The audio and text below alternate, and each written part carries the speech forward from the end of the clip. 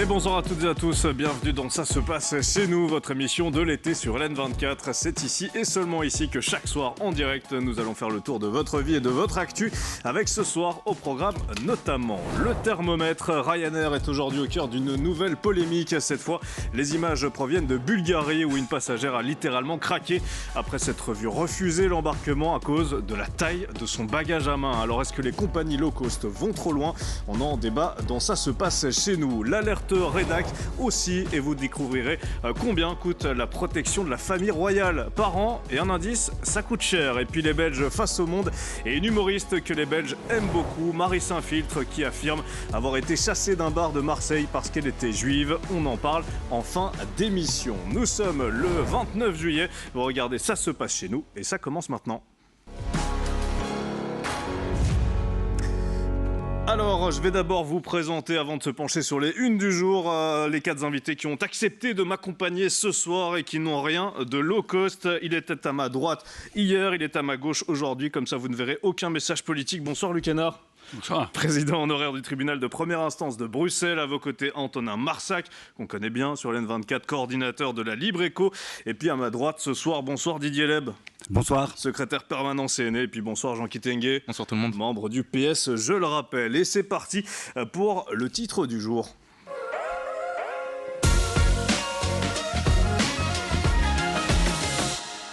Alors, on aurait pu choisir ce soir ce chiffre, 194 733. C'est le nombre de visiteurs sur les 4 jours à la foire agricole et forestière de Libramont qui a fermé ses portes hier à 19h. Un chiffre à retrouver à la une de l'Avenir, mais qui, je le rappelle, n'occulte en rien les difficultés du secteur. On aurait pu s'arrêter aussi sur cette une de la capitale, l'inefficacité des nouvelles sirènes sur nos routes. En pleine intervention, une ambulance du 112 a été percutée à un carrefour anderlechtois samedi dernier. Les nouvelles normes sonores en vigueur qui limite désormais les sirènes à 100 décibels pourrait être en cause.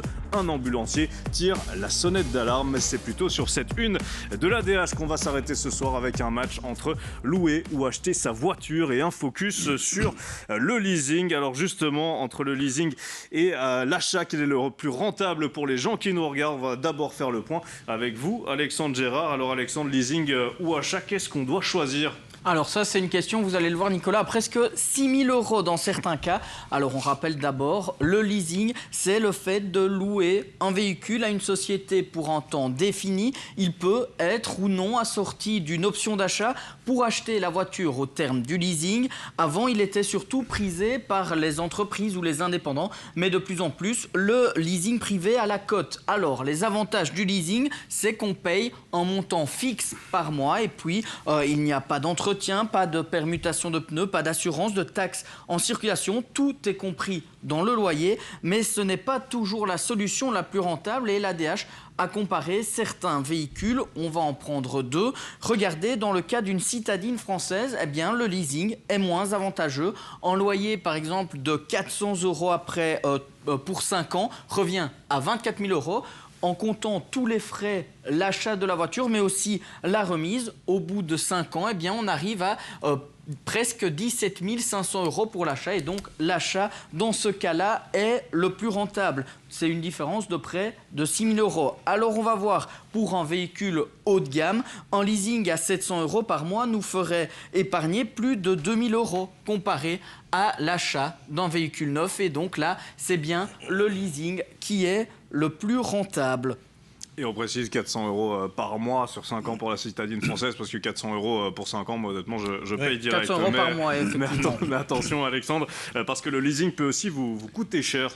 Oui, attention à l'état dans lequel vous rendez le véhicule, car le prix peut vite monter. Une petite griffe ou un tout petit coup, parfois impossible à voir à l'œil nu, peut faire monter la facture de plusieurs milliers d'euros. Et puis, le contrat de leasing, il fonctionne aussi avec un kilométrage défini. Et si vous le dépassez, eh bien, les frais, eux aussi, peuvent rapidement augmenter. Merci Alex pour ces explications. Je vais d'abord me tourner vers le monsieur Éco sur ce plateau, Antonin Marsac. Alors on le sait, une voiture, vous le savez d'ailleurs, une voiture ça coûte cher. Ça coûte cher. Est-ce que vous comprenez que certaines personnes décident de se tourner vers le leasing privé? Donc effectivement il existe le leasing de société, mais là le leasing privé. Oui, le leasing privé c'est quand même développé ces dernières années parce qu'en fait c'est un peu comme Netflix. On achète la tranquillité d'esprit, comme le disait Alexandre, pas d'entretien, pas toutes ces choses-là.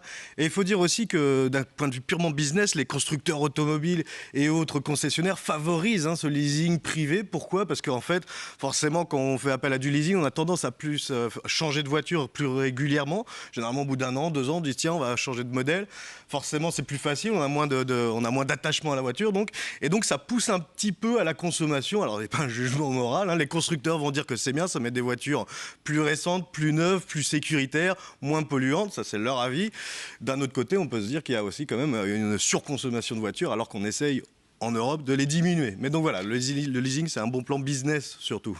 Oui, c'est vrai que Didier Leb, on l'a vu, c'est pas toujours une bonne affaire, les leasings, mais c'est vrai que d'une certaine manière, quand on voit le prix d'achat d'une voiture aujourd'hui, on se dit le leasing, au final, on a l'impression que ça coûte moins cher. Ça donne l'illusion d'un accès facile à la voiture. Je dis bien une illusion. On a bien parlé là des frais cachés, notamment à la sortie de la petite griffe qu'on vous enlève, je ne sais pas combien de milliers. Ça peut aller vite. Oui, je remarque aussi que les compagnies, les entreprises de leasing sont souvent liées avec des institutions financières. Donc je crois que c'est un petit peu de marketing bancaire qui est là aussi là-bas derrière. Et donc, si une entreprise décide d'acheter plein de voitures et de les louer, j'imagine que c'est pour gagner de l'argent, que c'est pas pour faire plaisir à leurs clients. C'est vrai que Jean Kitenge, c'est vrai que souvent, même vu d'ailleurs, j'ai même des amis français qui se disent mais honnêtement, vous avez beaucoup de grosses voitures en Belgique. Alors c'est dû forcément aussi à ces voitures de société, pas que les voitures de leasing privées. Alors c'est vrai qu'ils nous disent effectivement, il y a plus de voitures neuves, peut-être plus de voitures hybrides, plus de voitures électriques, mais malgré tout, ça donne beaucoup de voitures aussi en Belgique, ces voitures de leasing. C'est ça qui participe, je pense, à l'illusion en fait de l'accessibilité, c'est que ça permet potentiellement à des gens qui n'ont pas nécessairement un moyen au départ d'avoir accès à des plus grosses voitures, des voitures neuves typiquement. Et donc, vu qu'il n'y a pas ce besoin de capital, vu que en fait, d'une certaine manière, quand on prend le leasing, c'est vraiment un business model. On remplace l'achat, la propriété par le modèle par abonnement, ce qui est beaucoup plus rentable pour les entreprises. On peut en tant que consommateur, on se dit on prévoit mieux les coûts. Ça va être 500 € par mois et niet. Après, on pourra parler des frais cachés. Et puis après, il y a aussi, j'ai parlé de l'illusion d'avoir accès à des plus grosses voitures. Ça entre de manière contre-intuitive à le sentiment écologique qui est souvent utilisé comme argument marketing de, écoutez, avec une voiture en leasing, vous allez l'utiliser à un usage utile et pas juste parce que vous avez une propriété sur une voiture, vous allez l'utiliser parce que vous avez une voiture. Et aussi, on va accentuer sur des voitures plutôt hybrides, vertes. Mais en réalité, et c'est plus dans les désavantages finalement pour le consommateur de l'avoir, que se loge finalement le loup. C'est évidemment, on parle de frais qui sont prévisibles, mais en fait pas tant que ça, parce que imaginons la personne qui est précarisée, qui demain perd son emploi. Vu que l'abonnement est rigide, si demain il perd son emploi, il ne peut pas juste revendre sa voiture puisqu'il n'a pas la pleine propriété. Donc il va devoir déjà se battre pour pouvoir revendre. Et puis je vais aller très vite là-dessus. Il y a évidemment des charges qui ne sont pas prévues, comme le kilométrage qui est plafonné, comme évidemment les rayures. On a souvent tendance à rendre un plus faible kilométrage, mais ça peut aller très vite quand on le dépasse. Et je mentionne juste l'écologie, sur la question de l'écologie également, il y a aussi cette tendance au renouveau. En fait, quand on est sur du leasing, les entreprises ont juste toujours proposé des voitures évidemment dernier cri, et donc sur la production de voitures, ça casse et ça nuit aussi au marché de l'automobile d'occasion, donc c'est vraiment pas une bonne chose. Avant de passer la parole à Antonin Marsac, Luc Hénard, c'est vrai qu'avant on avait plus tendance aussi, c'était plus dans la tradition aussi, d'acheter sa propre voiture aussi, de l'utiliser jusqu'à la fin de vie. Est-ce que vous comprenez aujourd'hui que de plus en plus de citoyens peuvent faire appel à ce leasing privé, pas que le leasing de société, je précise? Non, moi, à titre personnel, j'ai une vieille voiture et j'espère qu'elle me survivra parce que c'est le très bel exemple de la société de consommation avec tout ce que cela signifie. On a parlé d'écologie, je ne vais pas répéter ce qui a été très bien dit. C'est clair que ça pose un problème d'un point de vue écologique. Et puis c'est aussi tous les avantages fiscaux. Il ne faut pas oublier cette dimension-là qui a fait que finalement, puisque ce sont les avantages fiscaux, mais les avantages fiscaux, c'est finalement tous les citoyens qui payent. Et donc, je crois que oui, c'est un projet, un business, une manière de faire des affaires. Les affaires, elles sont excellentes apparemment pour ceux qui les font, mais je crois qu'il faut faire le constat que pour l'individu, il y a beaucoup de choses à en dire. Antonin Marsac, pour terminer sur ce premier débat. Justement, on voit que ça provoque un flux de voitures neuves régulier, constant, donc important. Et je lisais justement dans la presse française que c'était un problème aussi, ces voitures qui arrivent, les voitures neuves électriques qui arrivent sur le marché de l'occasion et qui ne trouvent pas preneur en fait. Apparemment, en France en tout cas, le marché belge est peut-être un peu différent, mais les concessionnaires se retrouvent avec des tonnes de voitures électriques où l'autonomie n'est pas forcément bonne et que les voitures encore plus neuves sont plus compétitives et parfois presque au même prix. Et donc on se retrouve avec ce problème d'une tonne de voitures électriques dont on ne sait pas que faire. Mais bon, voilà, on va sonder pour voir ce qui se passe en Belgique. Effectivement, à surveiller ce marché, en tout cas du leasing privé, à voir aussi si assez d'alternatives existent aussi pour les Belges aujourd'hui. Voilà pour le tout premier débat de Ça se passe chez nous. C'est l'heure de s'intéresser aux 3 visages et aux 3 histoires qui font la une aujourd'hui.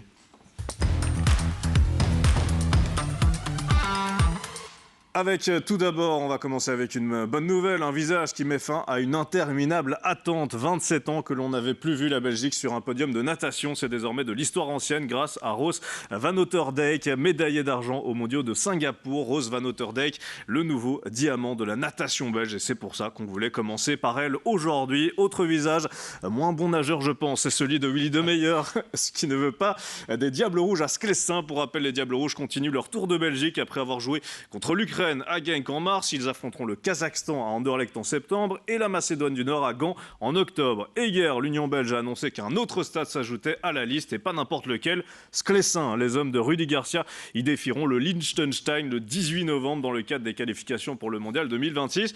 Mais Willy de Meyer ne l'entend pas de cette oreille. Voilà ce qu'il a déclaré. Il n'y a pas d'accord de ma part. J'ai reçu la lettre de la fédération comme si l'affaire était faite et que je n'avais qu'à m'incliner. Notre ville est sous tutelle et nous avons des problèmes de toxicomanie. Ce sont les 2 priorités pour nos policiers. Les gens veulent qu'ils soient dans les rues et pas à Sclessin. Je ne suis évidemment pas contre le football, mais un match coûte de l'argent et me demande au moins 70 policiers. Didier Leb, je vous vois pas du tout d'accord avec ce que déclare Willy de Meyer. Mais quand le Standard joue, il y a moins de difficultés que quand les Diables Rouges jouent. Il y a plus de hooligans chez les Diables Rouges qu'au Standard. Enfin, je comprends pas très bien ce Vous pensez que c'est quoi ce qui l'énerve, c'est de ne pas avoir été mis dans la discussion à la base? J'ai aucune idée, ça il faut lui demander. Mais son argument de dire qu'ils ne sont pas capables de gérer un match de football à Sclessin, excusez-moi. C'est un coup de com'. Quelqu'un croit ici en plateau à l'argument de Willy de Meyer ou pas? C'est vrai que ça coûte de l'argent de devoir gérer les matchs. C'est vrai que comme dit Didier, si on arrive à gérer les matchs du Standard, on devrait pouvoir gérer un match des Diables Rouges. Mais c'est vrai que ça coûte de l'argent, donc il tente peut-être un coup de communication politique. C'est de la mauvaise foi de sa part. Je ne parle pas de hooligans du Standard, mais de hooligans des autres clubs aussi. Non, mais ce qui l'a sans doute énervé, et on peut le comprendre, c'est qu'on le met devant le fait accompli. Il est évident qu'il a ses responsabilités comme bourgmestre et il doit donc veiller à ce que la police, au sens large du terme, se passe bien. Ici, apparemment, les organisateurs ont décidé que ce match se tiendrait là. On lui a envoyé ensuite un courrier. Des tickets, etc. Et ça l'énerve. Oui. C'est normal. Je pense que là aussi, il faut, quand on met en place, on a évoqué Tomorrowland hier et la manière dont il y a eu toute cette concertation entre les pouvoirs publics, mais aussi les organisateurs, pour faire que ça marche. C'est la méthode. Ici, on passe au-dessus de sa tête et je peux comprendre qu'il grogne un peu. Donc Jean Quittenguet, il grogne parce qu'effectivement, on passe un peu au-dessus de sa tête, comme vient de le dire Luc Hénard. Ça va s'arranger a priori cette histoire? A priori, mais c'est la morale de l'histoire. Je comprends totalement que sur la méthode, il y a quelque chose qui puisse le froisser. Et puis aussi, on n'est pas à l'abri, ça c'est pour la boutade qui a été commencée par Didier à côté de moi, on n'est pas à l'abri aussi d'hooligans qui proviennent de Flandre. Du Liechtenstein. Attention hooligan du Liechtenstein. Non mais ça c'est pour la boutade, mais je comprends totalement que sur la méthode, ça a pu le froisser. Et puis le dernier visage sur lequel on va s'arrêter ce soir, c'est celui de la députée belgo-iranienne Daria Safai qui a affirmé que l'Iran a planifié de l'enlever. Voilà ce qu'elle a écrit hier sur X. La police et les services de sécurité belges m'ont contacté ce lundi au sujet d'une situation alarmante concernant ma sécurité. Ils avaient reçu des informations inquiétantes selon lesquelles le régime islamique en Iran voulait m'enlever et m'emmener à Téhéran. Luc Hénard, quel que soit le parti de Daria Safai, c'est quand même inquiétant de voir de telles menaces du régime iranien. Oui, il est évident que c'est préoccupant. Maintenant, je pense que c'est monnaie courante à partir du moment où on prend les positions qui sont les siennes et qui sont éminemment respectables. Cela étant dit, le monde est un peu sur sa tête parce que, d'accord, il y a un problème de sécurité et il faut se réjouir de la circonstance que les services de sécurité se donnent les informations et que nos services sont informés qu'il y a un problème en ce qui la concerne. Et elles ne trouve rien de mieux qu'en réalité de s'instrumentaliser elle-même parce qu'elle met ça sur les réseaux sociaux, alors en termes de sécurité, il faudrait peut-être qu'elle prenne quelques leçons, parce que ce n'est pas la bonne manière. Elle aurait dû se taire, selon vous ? À mon avis, elle aurait dû se taire, pas par rapport aux propos qu'elle peut tenir ou les opinions qu'elle peut émettre, mais comme il s'agit de sa sécurité, elle devrait se réjouir qu'elle a été informée et qu'alors qu'elle se taise dans toutes les langues sur ce sujet-là, pour que la sécurité puisse faire correctement son travail. Didier Leb, si elle a envie de crier aussi qu'elle elle ne se laissera pas faire face aux gardiens de la révolution iranien. Moi, j'aurais préféré qu'elle parle des gens qui sont déjà retenus dans les prisons iraniennes, et notamment le chercheur belge de la VUB, belgo-iranien, dont on ne parle plus du tout, et qui, lui, est dans les geôles. Après, elle critique un régime aussi, elle critique la torture. Elle parle beaucoup d'elle-même, un petit peu. Enfin, je crois que si elle veut critiquer les gardiens de la Révolution, elle ferait mieux de d'abord parler des gens qui sont dans ces prisons, notamment des Belges, au lieu de parler de sa personne. Jean Kitenge et puis Antonin Marsac, au-delà effectivement des menaces qui sont totalement condamnables aussi, on le rappelle. Pour vous, c'est aussi un coup de com' de la part de Daria Safai, c'est instrumentaliser ce qui est en train de lui arriver ? De fait, j'ai vu sa campagne et je voulais revenir à ça justement. C'est vrai qu'elle joue de sa position qui est difficile. C'est intolérable le fait que d'une puissance étrangère veuille enlever une citoyenne belge et évidemment le régime des mollahs, des gardiens de la Révolution, c'est un régime qu'on doit culpabiliser, c'est très clair. Qu'elle peut mettre sur la liste européenne des organisations terroristes d'ailleurs. Il n'empêche néanmoins que, et c'est peut-être le message que j'aimerais lui faire passer à Daria, et là ça touche plutôt son message politique, c'est que évidemment ça c'est intolérable et heureusement qu'elle n'a pas été enlevée, mais de l'autre côté elle devrait profiter sur la notion même de liberté qu'elle invoque souvent dans son message, de faire attention au contexte aussi de la liberté, parce que moi je suis tombé un jour sur un tract de sa part en Flandre durant les élections législatives où son tract finalement était une insulte aux jeunes filles qui portent le voile de choix ici en Belgique en les utilisant comme étant une sorte de porte-étendard d'un régime islamiste ici alors que ce n'est pas le cas. Et en voyant ça, je me dis mais en fait c'est dommage qu'une femme qui a réussi à vivre ailleurs et qui s'est ôtée de la contrainte d'un pouvoir qu'on doit culpabiliser, ici est la même voie finalement d'une contrainte qu'on impose à des filles qui font un choix tout simple, celui de porter un voile, pas parce qu'on leur a obligé comme elle a tendance à le dire, pas parce qu'il y a un pouvoir caché derrière eux de frères musulmans comme elle a tendance à dire, non, parce qu'ils ont fait le choix d'entre eux vivre dans la société belge comme elles sont, et en fait concrètement ça leur apporte aujourd'hui un ensemble de discrimination. Et donc moi je pense que c'est un message pour Daria, qu'elle soit véritablement une messagère de utilise liberté, ce combat chez elle aussi. Et qu'elle n'instrumentalise pas celui-ci pour se battre finalement contre d'autres femmes qui subissent des oppressions ici. Antonin Marsac, pour terminer sur ce débat, sur ce visage. Oui, en très bref, moi je ne minimise pas ce qu'elle a vécu, aussi bien dans son histoire familiale et personnelle avec l'Iran. Histoire compliquée aussi. Oui. Histoire compliquée. On voit bien que l'Iran avait quand même fait des pressions quand il y avait eu des manifestations par le passé où elle aussi elle a été prise pour cible. Forcément, elle l'utilise d'une manière politique, et ça, il faut pas, c'est évident. En tout cas, il ne faut pas minimiser de potentiels actes qui atteindraient à sa sécurité, ça, il faut être très clair là-dessus. Mais voilà, oui, c'est évidemment un jeu politique qu'elle fait pour remettre une pièce dans la machine. Allez, on va se quitter quelques instants, mais restez bien avec nous. Juste après la pause, on lance l'alerte rédac avec cette question. Combien coûte la protection de la famille royale par an ? Et je le redis, petit indice, ça coûte cher. À tout de suite. Et vous êtes de retour sur LN24, dont ça se passe chez nous. Et dans un instant, on prendra la température sur ce plateau autour d'un débat qui fait beaucoup réagir sur les réseaux. On vous emmènera aussi notamment à la prison de Marchand-Famenne avec les brefs du jour. Mais avant ça, on lance ce soir l'alerte rédac.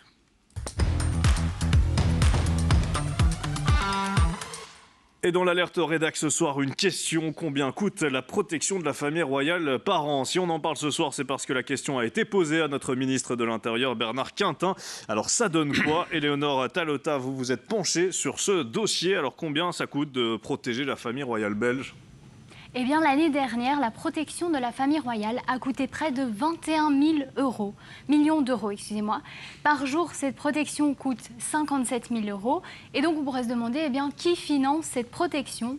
Eh bien, ce sont les Belges. Ces 21 millions proviennent des impôts. Ces dépenses concernent les dépenses annuelles de personnel et les frais de fonctionnement et d'investissement.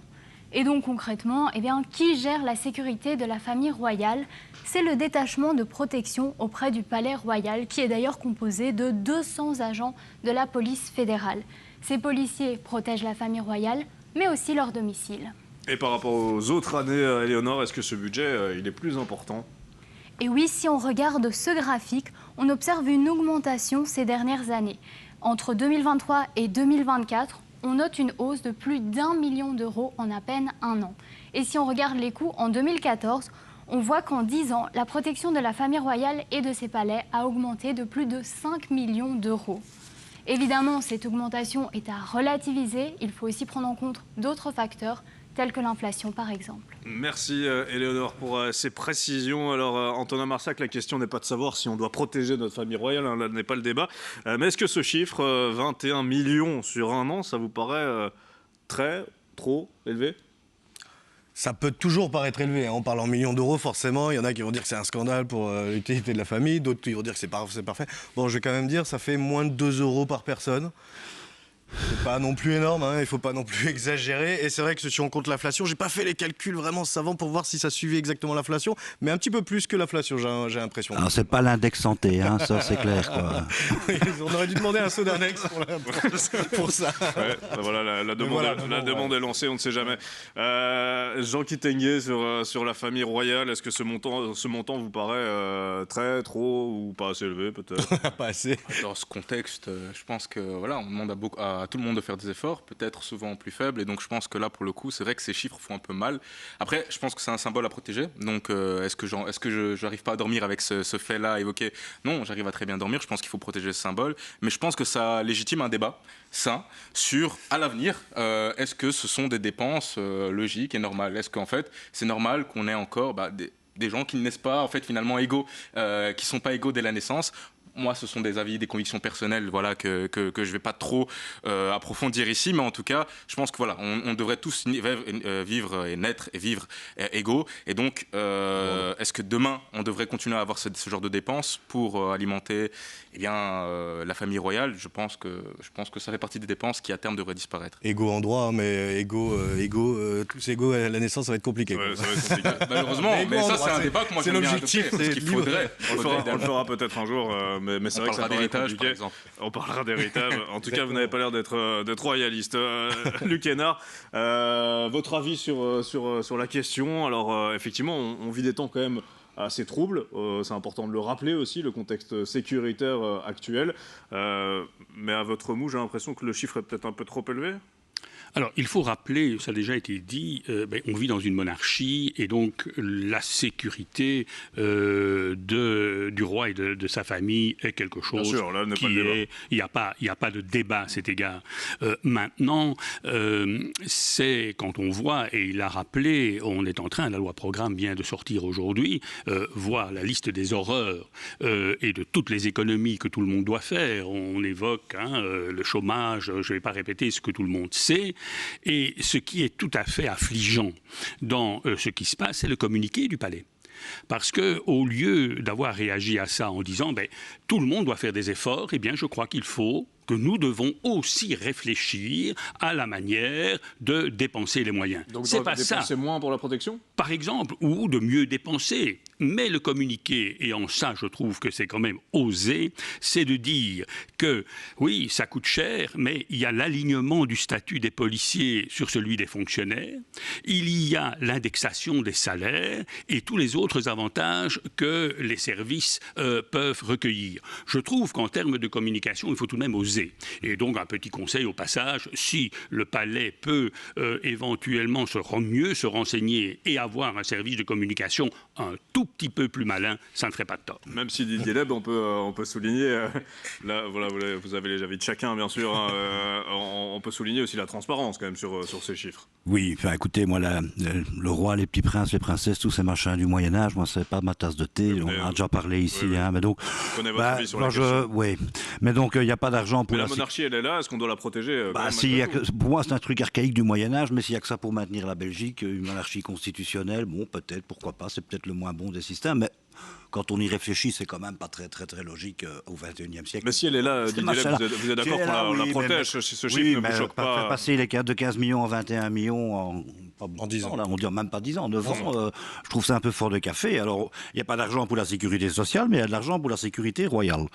Et aussi pour la sécurité nationale. Donc on va payer plus de pensions, on paye plus pour la sécurité. Mais on serre ceinture, hein, tout le monde, hein, Monsieur Hénard l'a rappelé, on serre ceinture, hein, il devrait peut-être montrer l'exemple aussi, hein, on demande au peuple de faire des efforts. On parle de 2 € quand et puis même. On apprend ça, oui, mais enfin, allez, monsieur.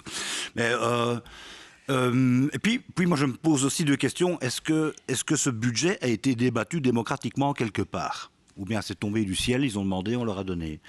Ou bien, et aussi savoir exactement à quoi servent tous ces millions, comment est-ce que c'est dépensé. Est-ce qu'il y a quelqu'un qui contrôle ça ?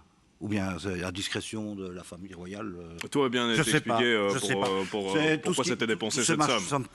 C'est aussi pour l'accueil d'ailleurs, aussi, je pense, des dirigeants étrangers qui viennent en Belgique, ça sert aussi à ça. Oui, enfin, tous ces trucs du Gotha, de la noblesse, c'est souvent très obscur tout ce qu'il y a là autour. Ben, on embrasse quand même le roi s'il nous regarde, hein, bien sûr. Avant de passer au thermomètre, on va quand même faire un rapide tour des petites infos qui font aussi l'actualité de notre pays. C'est le moment des brefs du jour.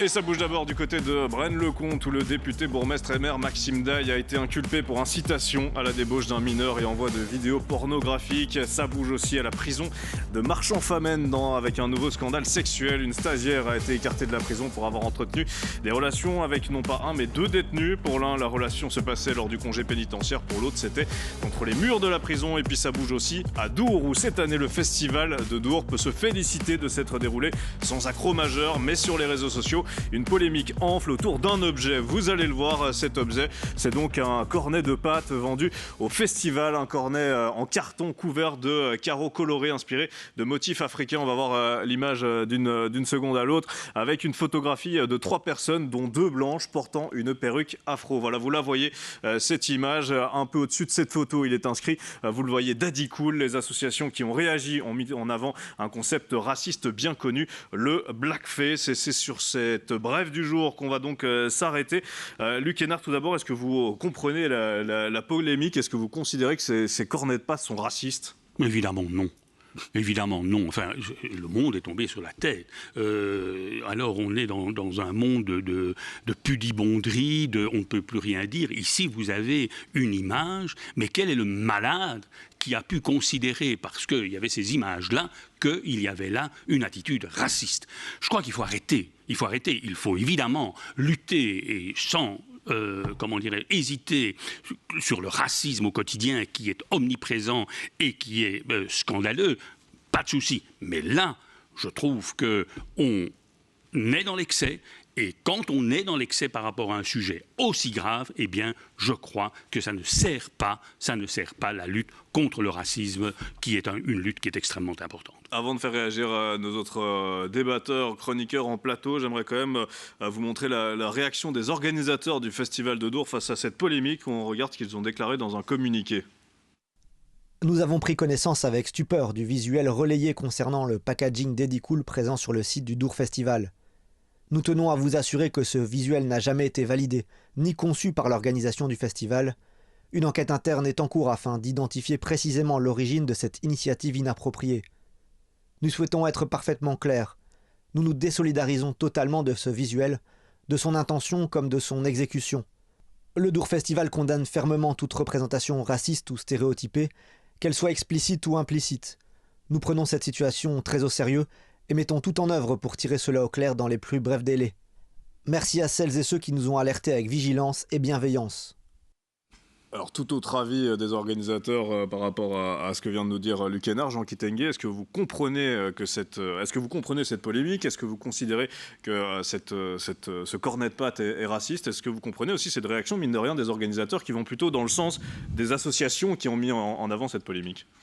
C'est logique et je pense que c'est quand même sain que les organisateurs fassent attention à la critique qui a été émise, parce qu'il y a eu des cas où, en effet, il y a typiquement le Festival d'Alost qui est assez célèbre, tristement célèbre. Mais là, pour ce cas-là, sur cette image qu'on voit à l'écran, est-ce que vous la considérez comme raciste de mettre 2 personnes blanches avec des coiffures africaines, avec Daddy Cool déjà, parce que j'ai du mal en fait à regarder, à voir l'image, est-ce qu'ils sont grimés aussi parce qu'on parle de blackface. Alors, celle de devant, il n'y a pas de blackface, celui à droite, c'est plus compliqué. Parce que pour le coup, si c'est le cas, il y a eu des précédents. Et donc, est-ce que cette image-là alimente, est-ce que c'est légitime que ça alimente? Aujourd'hui, en tout cas, dans les associations aussi qui ont visé en tout cas cette polémique, ils ne disent pas nécessairement que le blackface doit être justement la coloration de la peau en noir. C'est même utiliser des coiffures à connotation africaine pour une personne blanche serait considéré comme du blackface. Écoutez, moi je pense que honnêtement, il y aura enquête. Je ne sais pas qui est à l'origine de cette l'enquête va être image, mais l'enquête est nécessaire, je pense quand même. Au moins savoir quelle a été l'intention derrière. Et je pense que c'est tout à fait légitime pour ceux qui se sont plaints de s'en plaindre. Je pense que c'est légitime que les festivaliers, les organisateurs prennent en considération cette plainte. Et maintenant, après, à voir ce qu'il en sortira. Didier Leb, une réaction? Oui, moi je suis plutôt d'accord avec M. Hénard ici. Si on considère que ça, c'est du racisme, c'est un petit peu dénigrer le vrai racisme qui progresse, qui fait de vrais ravages, de vrais dégâts. Et l'assimiler à ce truc-là, des coiffures comme ça dans les années 70, tout le monde en portait à l'époque du disco, dans les boîtes de nuit. Ça se faisait à l'époque, mais est-ce qu'aujourd'hui on peut comprendre que ça choque? Allez, il faut pas non plus... Il y a du vrai racisme, c'est celui-là qu'il faut s'attaquer, pas ce machin-là, quoi. C'est quoi cette histoire? Et je trouve que la réaction des organisateurs, on ne partage pas tout à fait le même avis. Eh bien, je crois que l'organisation se serait grandie à mes yeux en disant, dites, il faut arrêter. Il faut arrêter, faire une enquête. Mais faire une enquête sur quoi? On est là, et il a fort bien dit, aujourd'hui, le racisme est un sujet extrêmement grave et important. Il ne faut pas le négliger, mais il ne faut pas le galvauder en perdant son énergie et en faisant tout à coup cette espèce de propos angélique des organisateurs, en disant oui, peut-être on va faire très attention, on va faire... De quoi parle-t-on? On parle de femmes, au demeurant très belles, qui portent des coiffures qui sont aussi très belles, et on a un festival qui a globalement amusé, a plu à beaucoup de gens, et ça, c'est vraiment l'essentiel. Peut-être pas Georges-Louis Boucher. Antonin Marsac. Antonin Marsac, est-ce que si on se met à la place des organisateurs, on a quand même une polémique qui enfle sur les réseaux sociaux. C'est un festival aussi où il y a beaucoup de jeunes. Est-ce que si on se met à leur place, on comprend ce communiqué aussi? Bon, ils prennent les prudences d'usage. Moi, j'aimerais bien mettre à leur place plutôt des gens d'origine africaine, des gens noirs, des gens métis. Est-ce qu'ils sont vraiment choqués par ça? J'aimerais bien leur demander, parce que l'association, je ne sais pas comment elle s'appelle, et à voir s'ils montent pas un peu ça en épingle. Alors c'est vrai que le visuel a l'air parfaitement maladroit et même carrément stupide. Mais bon, voilà, je connais pas assez, mais c'est vrai que ce que disait Didier est intéressant. Je pense qu'il ne faut pas que ça nuise au vrai combat contre le racisme, qui est quand même plus important que ce visuel un peu... Mais si je me puis permettre, en quoi ce visuel pose... C'est pour ça que moi je demanderais plutôt aux personnes je pense que concernées, parce que là moi je pense que les personnes concernées diraient qu'ils auraient sans doute dû utiliser des personnes africaines pour ces images-là que mettre une personne blanche avec une coiffure africaine. Oui, mais alors vous allez avoir la polémique qu'il y avait à propos du personnage noir sur les boîtes de riz. À un moment, là aussi, on est parti. C'est un vrai. Mais je veux dire qu'il y a un moment... Allez vous balader à Matongué, ce que je fais de temps à autre. Il y a là une atmosphère, et je suis persuadé que les personnes de race noire sont en train, comme elles ont la capacité magnifique de le faire, de se bidonner, de se dire mais avec quoi on vient? Moi, je pense que c'est une jolie image, ce sont de jolies coiffures, et il y a là toute une dimension qui, je pense, est positive, plutôt que d'y voir de nouveau quelque chose qui est du racisme. Mais respectons un peu, regardons la loi sur le racisme, respectons ce que le racisme veut dire. Et quand je dis respectons, je veux dire qu'il faut lutter efficacement. Juste un tout petit mot, mais en vrai, je pense qu'ils veulent juste montrer que c'est Daddy Cool, c'est une chanson de Boney M, et ça ressemble un peu à Boney M. Je pense que c'est aussi l'image. Oui, et puis. Et puis on va laisser la parole de fin à Jean Kitenge. De manière très générale, peut-être pas sur uniquement Ndour, bien que je pense vraiment qu'il faille enquêter sur le sujet. Je pense que en tant que Congolais justement d'origine, je sais que dans certains festivals, il y a souvent eu des polémiques qui ont eu lieu de manière presque tout à fait anodine, et souvent parfois avec des mots ou des chansons qui semblaient anodines il y a un certain temps et qui aujourd'hui ont qui parfois peuvent avoir une certaine connotation. Donc ça peut choquer aujourd'hui, ça peut heurter des personnes. Je ne m'attarde pas sur ce cas-là, parce que moi je préfère alerter de manière générale sur les festivals, parce que moi il y a un, et ça n'a rien à voir avec notre débat là maintenant, mais qui jusqu'aujourd'hui m'interpelle. Ça a été à un moment donné le Congo is Vanance, etc., ces musiques, mais qui proviennent viennent d'un autre temps, et comme pour le festival, etc. Et où je me dis, il faut quand même garder un œil alerte. Alors, je ne connais pas l'association qui a porté plainte, mais un œil alerte sur ce qui parfois peut aussi arriver dans les festivals, sous couvert de choses anodines, de choses tout à fait bénignes, mais qui, pour ceux qui y sont présents, je me rappelle, Congo is Vanant, il y avait une jeune fille noire congolaise qui était là, avec des jeunes derrière qui s'amusaient, a priori, mais qui chantaient un chant raciste qui, elle, de certaine manière, faisait en sorte qu'elle ne s'en sortait pas bien dans ce festival. Et je pense qu'il faut faire attention et prendre des pincettes avec certains... Effectivement, et si cette polémique elle enfle aujourd'hui, c'est parce que aussi des personnes se sont peut-être senties heurtées par ce fameux cornet de pâtes. C'est le moment de passer au débat sensible du jour, c'est l'heure de passer au thermomètre.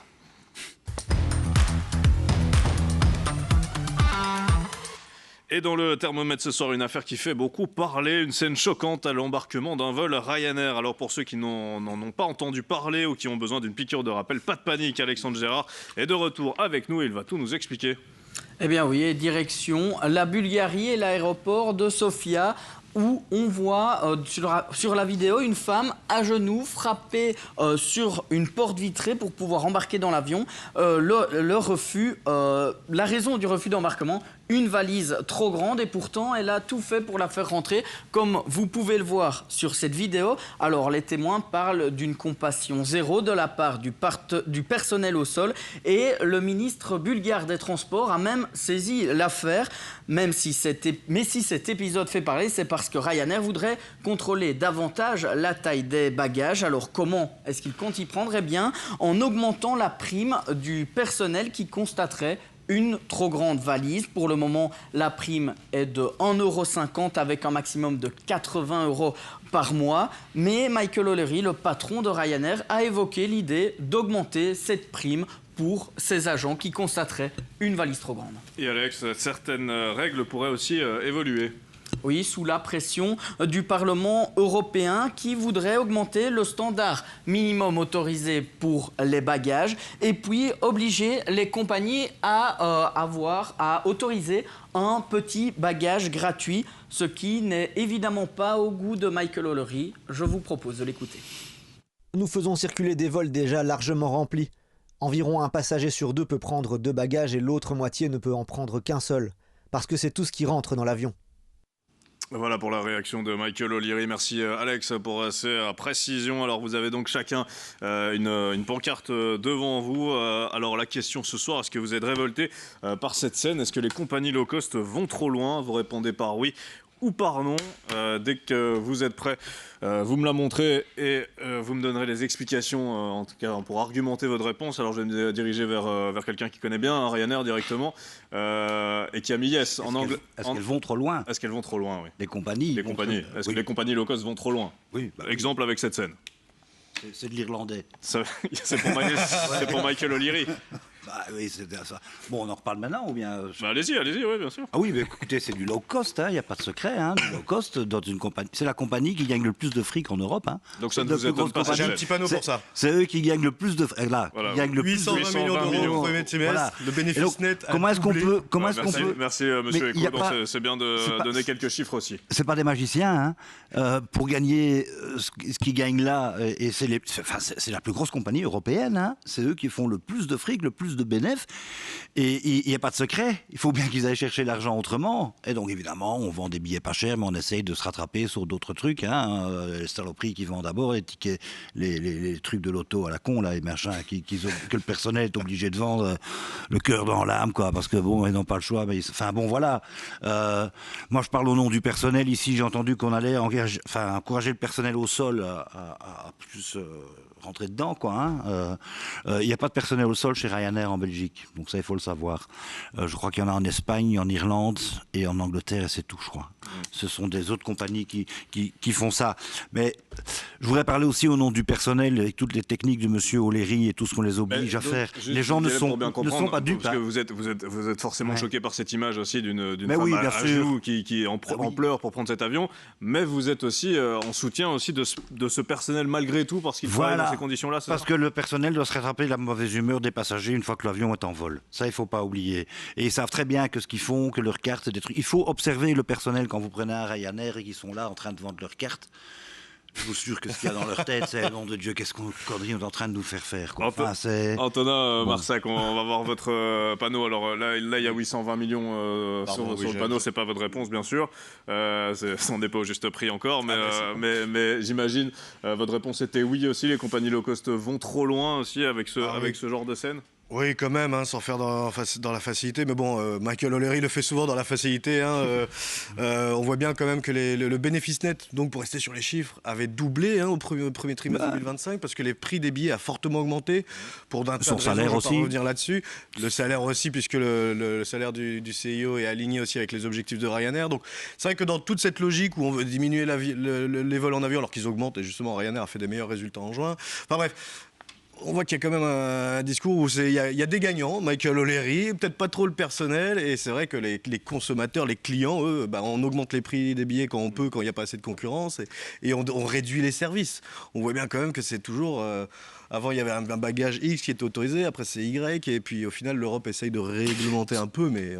Ce qui est dangereux, c'est que les autres compagnies aériennes, comme elles voient Ryanair, comment elles font du fric, elles suivent le modèle, hein. Bien sûr. Elles deviennent de plus en plus low cost à observer, on vend de plus en plus. Avant, c'était gratuit la bouffe dans les avions. Et le problème aussi, c'est le manque de clarté, hein, quand on prend le ticket. Parfois, Testachat l'a même dénoncé récemment, quand on prend le ticket au début et à la fin, c'est pas forcément le même, surtout selon le parcours qu'on a pris. Il faut répondre à un questionnaire de 20 réponses aussi pour arriver au prix final. Pour les mêmes options, ça coûte plus cher parfois. Luc Hénard, c'est vrai que sur cette séquence-là, en tout cas, on va revoir les images, hein, mais cette jeune femme en Bulgarie, à genoux, en pleurs, parce qu'elle ne pouvait pas prendre cet avion à cause de la taille de sa valise. Alors, beaucoup de gens sur le réseau ont critiqué aussi le manque de compassion de la part du personnel face à cette dame, mais c'est vrai qu'on a rappelé aussi que la direction de Ryanair les pousse d'une certaine manière à refuser ces valises. Ils gagnent de l'argent au nombre de refus qu'il y a. Est-ce qu'au final on a beaucoup de victimes, tant les passagers que les membres du personnel? Alors bon, on l'a déjà dit, c'est une entreprise qui fait énormément de bénéfices et c'est une entreprise qui, quand on voit son attitude à l'égard du personnel, ça a été évoqué, toutes ces exigences qui sont les siennes, oui, c'est vrai que ce sont des longs papiers à remplir, mais tout ça est très clair, très très clair. Et je ne peux pas m'empêcher, quand je vois cette dame, mais nom d'un chien, dans quel monde on vit, quand on sait que vous utilisez, parce que ça aussi, on utilise Ryanair, en sachant que c'est une entreprise qui est une entreprise qui exploite tout son personnel, qui fait un pognon dingue, eh bien ne prenons pas Ryanair, parce que Ryanair est un exemple du capitalisme à tout crin. Et alors, quand on se retrouve avec une scène aussi idiote que celle-là, je suis désolé. Il y a des gens qui n'ont pas les moyens aussi de payer des billets d'avion plus chers, donc malheureusement, oui, effectivement, leur dire ne prenez pas cette compagnie-là, ça peut être difficile à entendre pour elle aussi. Peut-être, mais ça fait, ou ça nous amène à une réflexion globale. Est-ce que finalement, il faut à tout prix prendre des vacances comme on les prend? Il y a 36 méthodes différentes, et souvenez-vous des périodes Covid et des choses de ce genre, où là, tout à coup, on a dit moins d'avions, moins ceci, moins cela. Changeons notre comportement. Et je suis désolé, mais quand je vois cette dame qui essaie à tout prix de faire entrer dans son sac, dans l'instrument qui est prévu pour pouvoir prendre son avion, elle sait au départ que ça va être un problème. Et je crois que c'est ça aussi qu'il faut qu'on fasse comprendre à la population, c'est qu'on a le service pour lequel on paie rien, on n'a pas beaucoup de services, et en plus, on est face, quand on utilise ce genre de transport, eh bien, on sait très bien que l'on contribue à quoi? Non pas au bien-être global, même pas à son propre bien-être, on contribue à un système qui est un système qui, en soi, et il a très bien dit, est scandaleux, parce que c'est une exploitation debout, tambour. Et quand on arrive à donner 1,50 € à du personnel pour faire ce genre de choses, ça se résume à quoi si ce n'est un esclavage déguisé, hein? Jean Kitenge, est-ce que vous êtes aussi critique d'une certaine manière, comme Luc Hénard, avec cette passagère qui sait où elle met les pieds d'une certaine manière en choisissant une compagnie comme Ryanair?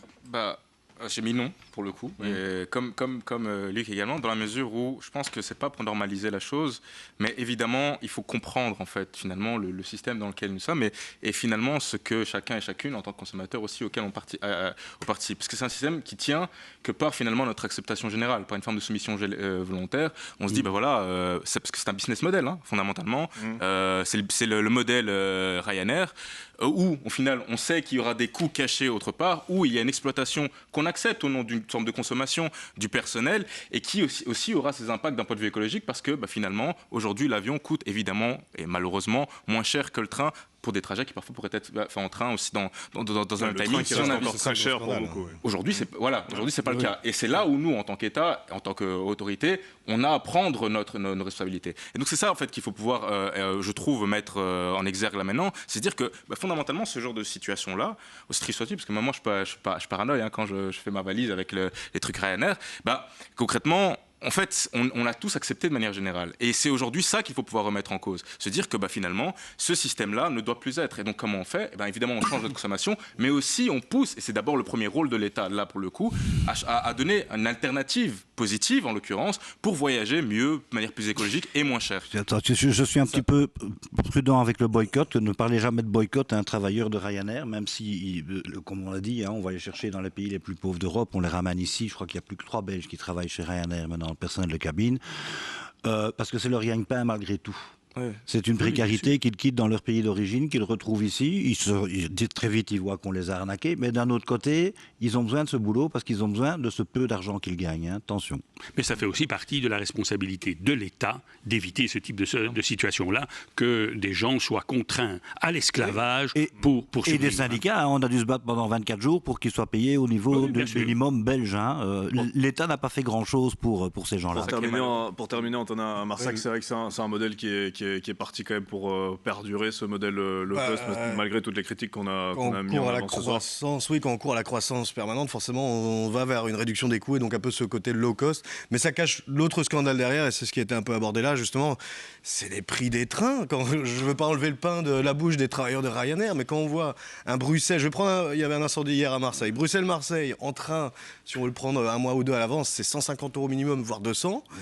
Ryanair, on trouve encore des vols à 45 €. Alors, je veux bien de l'accessibilité, mais c'est quand même dingue. C'est vrai qu'on pourra lancer un jour un débat aussi sur le prix des trains pendant les vacances, que c'est vrai qu'honnêtement, même quand on n'a pas envie de prendre l'avion, c'est vrai que le prix des trains entre différentes villes françaises notamment est complètement le problème, ce sera jamais, on aura totalement cette discussion. Hallucinant, surtout pour des familles aussi, je me mets à leur place. Allez, on va à nouveau marquer une courte pause.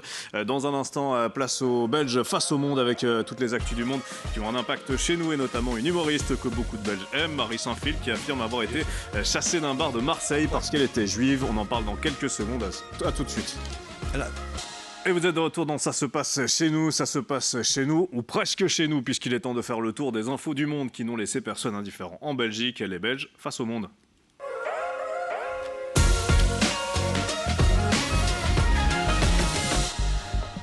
Avec tout d'abord cette tuerie à Manhattan. Un homme de 27 ans venu du Nevada a ouvert le feu hier dans un gratte-ciel, tuant 4 personnes, dont un policier, avant de se suicider. La plus grande ville américaine n'avait pas connu pareil carnage en 25 ans. Une note a été retrouvée dans la poche du coupable de l'attaque. Elle contiendrait des informations sur l'état du cerveau de l'homme, ainsi qu'une référence à la NFL, donc la ligue de football américain. Il y a aussi notre ministre de la Défense, Theo Franken, qui provoque un ouragan politique en Turquie.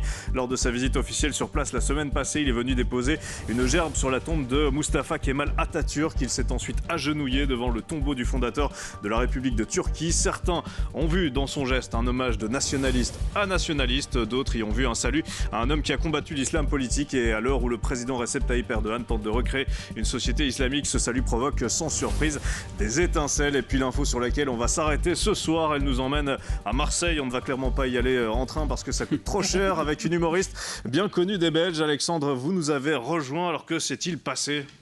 Eh bien, c'est sur son compte Instagram que Marie Saint-Phil a choisi de témoigner. Elle explique avoir été prendre un verre dans un bar sur le Vieux-Port et a entendu son nom souffler à plusieurs reprises. Puis des personnes se sont levées et ont chanté des chants pro-palestiniens. L'humoriste a vu là de l'hostilité de plus en plus grande et elle a décidé de partir de ce bar. Regardez ce qu'elle écrit sur son compte Instagram. « Je sens à leur violence, à leurs cris, à leurs regards et à leur bouche toute pleine de grimaces que ça peut vite mal tourner. Une situation qui dégénère par la bêtise et surtout la soif de violence, l'envie de haine, l'envie de guerre. Et pour elle, ça ne fait aucun doute, si elle a été interpellée à la terrasse de ce café, c'est en raison de sa religion. Et Alex, est-ce qu'il y a eu des réactions ? Oui, notamment le maire de Marseille qui a directement réagi. Benoît Payan a tweeté que jamais la violence et l'antisémitisme n'auront leur place à Marseille. Les attaques sont intolérables. Il demande aussi que les auteurs soient condamnés avec fermeté. Marseille sera toujours une ville de tolérance et de fraternité, ajoute-t-il. Autre réaction, celle des 2 gérants du café. Ils confirment ce que dit l'humoriste. Ils ajoutent qu'elle a peut-être un peu exagéré. 3 militants ont en effet scandé des slogans et selon eux, ils se seraient pris en savon par les gérants du bar. De son côté, Marie Saint-Filtre a assuré que personne ne la chassera d'un café. D'ailleurs, on va la voir le lendemain, même terrasse, même café. Je vous propose de regarder. Ah ouais, bah oui.